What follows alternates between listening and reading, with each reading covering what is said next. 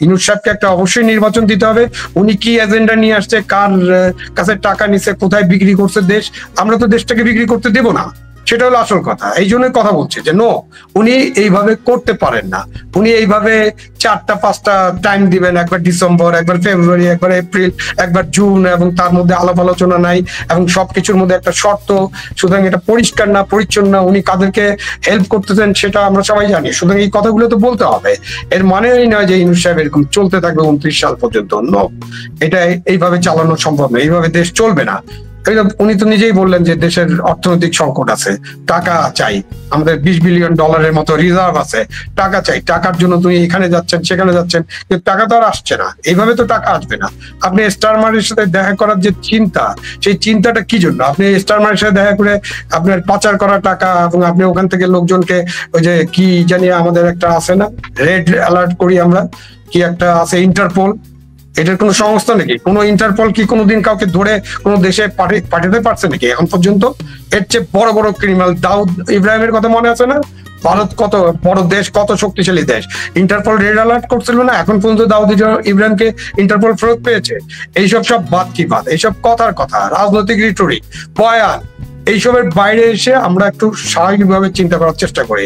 হ্যাঁ, দেশে একটা 5ই আগস্টে একটা গণ অভ্যুত্থানের মতো সিচুয়েশন হয়েছিল বা গণ অভ্যুত্থান হয়েছিল, ওটাতে আমি বিপ্লব মনে করি না, বিপ্লবের ধারে কাছেও নাই। এইটার কোনো আদর্শিক জিনিস থাকতে হবে তো বিপ্লবের সাথে। ওইটা একটা দীর্ঘ আলোচনা, ওইটা নিয়ে আমরা ঘন্টার পর ঘন্টা আলোচনা করতে পারি। বিপ্লব কাকে বলে, কত প্রকার, কি কি কেমন করে বিপ্লব হয়, বিপ্লবী সরকার গঠন কিভাবে করা যায়, অনেক আলোচনা হতে পারে। এই ইউনূস সাহেবের সরকার তো বিপ্লবী সরকার নয়, এবং ইউনূস সাহেবের সরকার ওইসব জুলাই ঘোষণা দিয়ে সংবিধান ছুড়ে ফেলে দিবে, এত সহজ না কিন্তু বাংলাদেশটা। সো এগুলো হবে না আসলে, এবং এগুলো করতে দেওয়া যাবে না। হবে না, যেমন আমি জোর দিয়ে বলছি, হবে না, সেটা আমার নাগরিক হিসেবে আমার দায়িত্ব, এবং এগুলো করতে দেওয়া যাবে না। আমি এত হতাশ না যে ইউনূস সাহেব এরকম যা ইচ্ছা তাই চালাতে থাকবেন আগামী 5 বছর, 10 বছর, 20 বছর, যতদিন পর্যন্ত তাকে যারা নিয়োগ করেছেন। ওনার প্রথম নিয়োগ করতে হলে তো এই ছাত্ররা, তাদের সাথেই তো দ্বন্দ্ব। এনসিপি স্টেটমেন্টটা পড়ছেন আপনি নিশ্চয়ই, এই যে তারেক রহমানের সাথে যে যৌথ বিবৃতিটা হলো, তারপরে এনসিপি কি স্টেটমেন্ট, তারা আরেকটা অভ্যুত্থানের ভয় দেখাচ্ছে। দেশে অন্যান্য ইসলামী দল এবং অনেক জন আছে, জামাতি এবং আরো ইসলামী দল আছে, তারা কি কি বিবৃতি দেয়, কি ধরনের কথাবার্তা বলে, তারা সংবিধানের ব্যাপারে কি বলে, তারা নারীদের ব্যাপারে কি বলে, তারা সেনাবাহিনীর ব্যাপারে কি বলে, এসব তো আছে। সুতরাং এগুলোকে তো চলতে দেওয়া যাবে না। হ্যাঁ, অফকোর্স আমি বাংলাদেশে আছি, আমি রিস্ক ফিল করি, বাট যতই রিস্ক ফিল করি, আমার বয়স এখন 71, আমি মুক্তিযুদ্ধে যোগ দিয়েছিলাম। সুতরাং this is my extended life. সুতরাং আমি কিন্তু গণতন্ত্র, মানবাধিকার এবং ভোট আপনি খারাপ হতে পারে, ভোট খারাপ হওয়ার, ভালো হবে খারাপ হবে, এটা নিয়ে তো কোনো কথা নেই।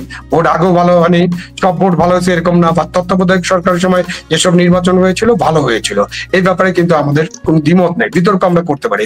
ওটাও 95%, 90% হয়তো ভালো হয়েছে, 10% কখনোই ভালো হবে না। পৃথিবীর অনেক দেশে ভালো হয় না, আমেরিকার মতো দেশেও ভোট নিয়ে অনেক আলাপ আলোচনা হয়।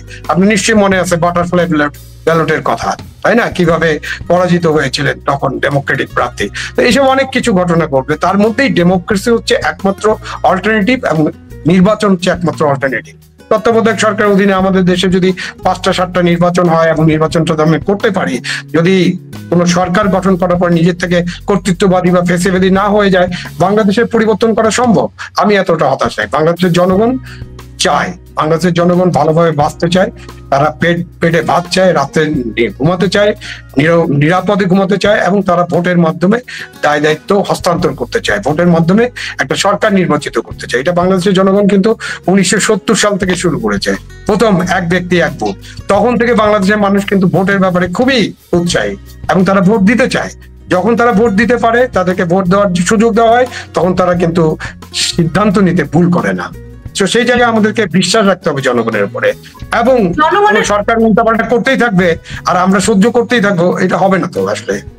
জনগণকে এটা যে হবে না, জনগণকে মোবিলাইজ করবে কে?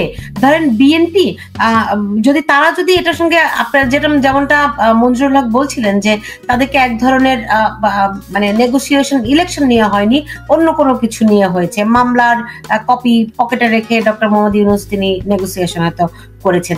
সেক্ষেত্রে এই যে রাজনৈতিক মানে জনগণ যে নির্বাচন চায়, নির্বাচন যদি এই সরকার না দেয়, তাহলে কে তাকে বাধ্য করবে নির্বাচন দেওয়ার জন্য?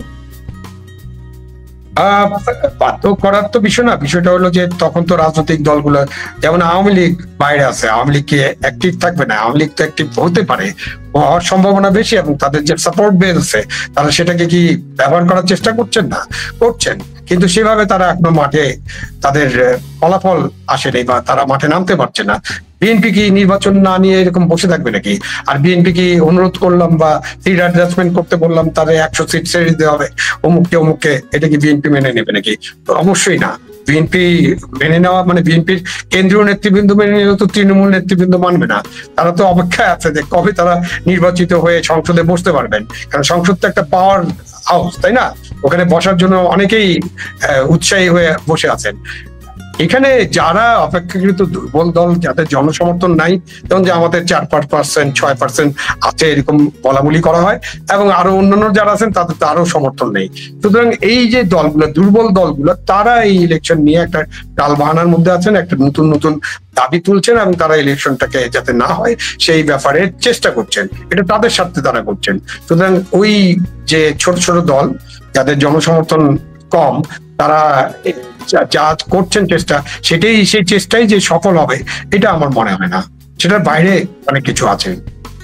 জি, মঞ্জুরুল হক, জুলাই ঘোষণাপত্র যদি আসে, সেই ক্ষেত্রে আপনি যে আশঙ্কাগুলো করছেন, সেক্ষেত্রে জুলাই ঘোষণাপত্রে কি ভূমিকা থাকছে? আচ্ছা, আমার একটা পার্থক্য আমরা টেনে নিতে পারি। আমি কি সেক্রেটারি সাহেবের সাথে আমার একটা পার্থক্য আছে, সেটা হলো যে আমরা সাংবাদিকরা ওই গ্লাস তত্ত্বটা ব্যবহার করি, যে একটি গ্লাসের অর্ধেক অংশ খালি, আর পজিটিভ নিউজ হচ্ছে একটি গ্লাস অর্ধেকটা পানিতে পূর্ণ। তো আমি আছি অর্ধেক অংশ খালি এই পার্টে, আর আমার বড় ভাই আছেন, বড় ভাই আছেন হচ্ছে গ্লাসটি অর্ধেক পানিতে পূর্ণ এই পার্টে। আমরা এটাকে বলি সাংবাদিকতার ভাষায়, এটি হচ্ছে good news is no news.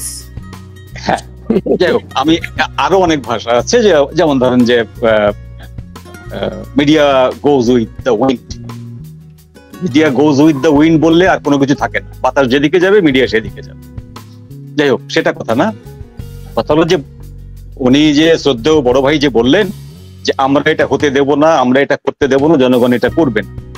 আমি ছোট্ট কয়েকটা প্রশ্ন করি, যে সুপ্রিম কোর্টের প্রধান বিচারপতিকে ঘাট ধরে বের করে দেওয়া হবে, পৃথিবীর কোন দেশে নজির আছে এটি, যে পরবর্তী বিচারপতিরা সেটি মেনে নেয়?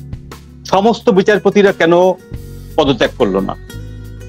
সুপ্রিম কোর্টের বিচারপতি ক খ গ ঘ ঙ যেই হোক না কেন, তাকে শেখ হাসিনা নিয়োগ দিক, তাকে বঙ্গবন্ধু শেখ মুজিবুর রহমান নিয়োগ দিক, বা জিয়াউর রহমান নিয়োগ দিক, বা এরশাদ নিয়োগ দিক, হোয়াট এভার ইট ইজ, তাকে যখন ঘাট ধরে বের করে দেওয়া হলো বেআইনি ভাবে, কতগুলো বালক বের করে দিল, তখন সমস্ত বিচারপতিরা পদত্যাগ করলো।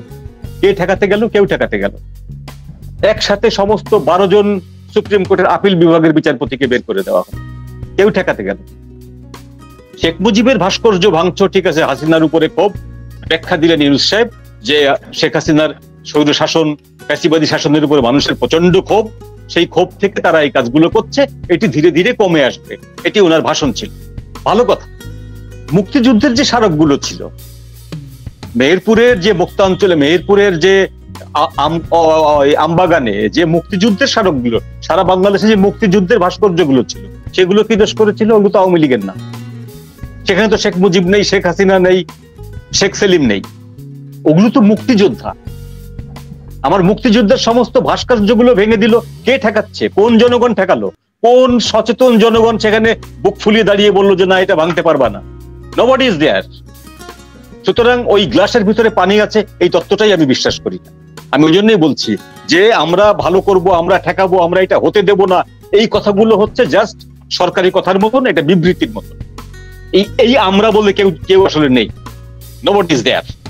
যেখানে একজন সেনাবাহিনীর প্রধানকে একটি ছাত্রের সঙ্গে তুলনা করে বলা হচ্ছে যে উনি না উনি, তারপরেও সেনাবাহিনী তাকে গ্রেপ্তার করছে না, তাকে তুলে নিয়ে হাড়গোড় ভাঙছে না, তাকে আরো আদর আপ্যায়ন করে বোঝাচ্ছে, যেখানে সেনানিবাসকে উড়িয়ে দেওয়ার হুমকি দেওয়া হচ্ছে প্রকাশ্যে, ভিডিও বার্তায় সেনানিবাস উড়িয়ে দেওয়া হবে। কে ঠেকাতে গেছে? সেনাবাহিনী ঠেকাতে পেরেছে? তারা উড়িয়ে দেয়নি এখনো পর্যন্ত, কিন্তু এই বক্তব্য দেওয়ার পর তার কি প্রতিবিধান করেছে সেনাবাহিনী? পুলিশ, একাধিক গোয়েন্দা দপ্তর কি করেছে? নাথিং। এরপরে ডক্টর ইউনূস একটার পর একটা বেআইনি কাজ করেছেন, তার উপদেষ্টারা, তার যে আইন উপদেষ্টা একটার পর একটা বেআইনি কাজ করেছে। জজ কোর্ট থেকে শুরু করে সুপ্রিম কোর্ট পর্যন্ত, হাইকোর্ট পর্যন্ত প্রত্যেকটা জায়গায় বেআইনি কাজ করেছে। কোনো একটা বেআইনি কাজের কোনো সংঘবদ্ধ প্রতিবাদ কেউ করেনি। Nobody is that. কোন সচেতন নাগরিক দল, এই যে বিএনপির মতো একটি রাজনৈতিক দল, পোড় খাওয়া দল, দীর্ঘদিনের দল, জামাতের মতো একটি রাজনৈতিক দল, সবচেয়ে প্রাচীন দল বাংলাদেশের, 41 সালে ওর গঠন, কে করেছে প্রতিবাদ? কেউ না, কেউ প্রতিবাদ করেনি। সেই জন্য আমি বলছি ডক্টর ইউনূস চাইলে যা খুশি বাংলাদেশে করতে পারেন, স্টিল নাও করতে পারেন, কারণ আমাদের পুলিশের কোনো মেরুদণ্ড নাই। এবং পুলিশের যে মেরুদণ্ড নাই সেটা সকাল বিকাল ইউনূস সাহেব স্মরণ করিয়ে দেন পুলিশের সামনে। এবং তারপরেও সেই পুলিশের ভিতরে এমন কোন ব্যক্তি নেই যাদের যাত্রাভিমান আছে, আত্মভিমান আছে যে আমি চাকরি করব না। তিনি সরাসরি লন্ডন বসে বলছেন যে পুলিশ ভয় পেয়েছে বা 32 নম্বর ঠেকাতে যায় নেই। এটা কি পুলিশ ভয় পেয়েছে না পুলিশকে যেতে নিষেধ করা হয়েছে? ওই পুলিশ তো স্পষ্ট একটা বিবৃতি দিয়ে বলতে পারে যে স্যার আপনি বলছেন আমরা ভয় পেয়েছি, আমরা ভয় পাইনি, আমাদেরকে যেতে নিষেধ করা হয়েছে, আমাদেরকে যে ওখানে দাঁড়িয়ে থাকতে বলা হয়েছে। কে বলেছে? তাহলে এই জিনিসগুলো আমরা গত 10 মাসে মিনিমাম 20টা আইনগত বিচ্যুতি দেখেছি, মারাত্মক বিচ্যুতি, যেগুলোর প্রত্যেকটা হচ্ছে রাষ্ট্রদ্রোহিতার শামিল। প্রত্যেকটা এই বিবৃতির এগেনিস্টে কোনো একটি দলের, কোনো একটি গোষ্ঠীর, কোনো একটি পার্টি, কোনো একটি সংগঠনের আমরা কোনো জোরালো প্রতিবাদ দেখিনি। জনগণের প্রতিবাদ তো এখানে আসবে না, কারণ জনগণ তো এখানে বিচ্ছিন্ন, জনগণ তো আসলে সংগঠিত না। পার্টিদেরকে এগুলো করতে হয়। আমাদের বিবেকবান বহু বড় বড় পার্টি আছে, বহু বড় বড় লেকচার মেরে বেড়ান, তারা সারা বিশ্ব ভরে লেকচার মেরে বেড়ান, বিভিন্ন জায়গায় যে মানবাধিকার কমিশনের যে লেকচার দিয়ে আসেন টাকার বিনিময়ে। কই বাংলাদেশে এতগুলো মানবাধিকারের লঙ্ঘন ঘটেছে গত 10 মাসে, কে প্রতিবাদ করেছে? কেউ প্রতিবাদ করেনি। সেই জন্যই আমি বলছি ডক্টর ইউনূস তার হাতে একটা আলাদিনের চেরাগ পেয়েছেন, সেই চেরাগটা দিয়ে উনি যা খুশি করতে পারেন। এই বাংলাদেশের পাবলিক সেটা মানতে বাধ্য। কেন মানতে বাধ্য? কারণ পাবলিকের যারা প্রতিনিধি রাজনৈতিক দলগুলো তারা প্রত্যেকটা কলুষিত, তারা